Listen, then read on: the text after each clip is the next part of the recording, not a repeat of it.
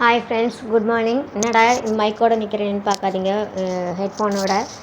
நான் நார்மலாக பேசும்போது பார்த்திங்கன்னா ஒரு இறைச்சலாக இருக்குன்னு ஒரு சகோதரி சொன்னாங்க. அவங்களுக்கு ரொம்ப ரொம்ப தேங்க்ஸு. ஸோ அது எனக்கே தெரியாதனால நான் அப்படியே போஸ்ட் பண்ணிட்டேன். இப்போ அதனால தான் வந்து இது ஹெட்ஃபோன் வச்சு போட்டுட்ருக்கேன். என்கிட்ட மைக்லாம் கிடையாது. ஸோ இப்போதைக்கு இதை வச்சு தான் பண்ண முடியும். அதனால் இந்த ட்ரெஸ் பார்த்திங்களா, அன்றைக்கி சாரீ டு சுடிதார் சொன்னேன் இல்லையா, அந்த சுடிதார் தான் இது. தைச்சிட்டேன். இன்றைக்கி ஒரு சின்ன குறிப்பு பற்றி பார்க்கலாம்.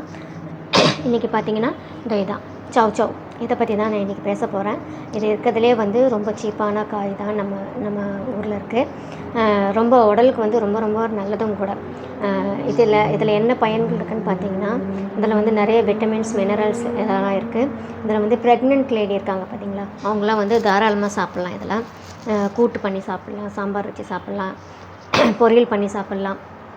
ரெண்டாவது பார்த்திங்கன்னா, இந்த காய் சாப்பிட்டிங்கன்னா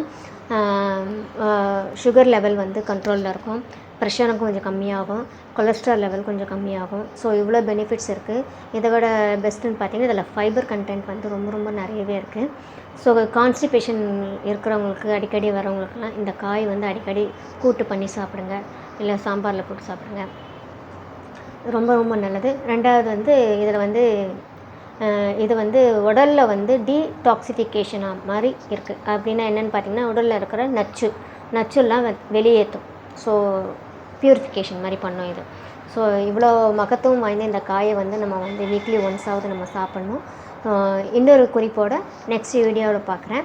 பாய்.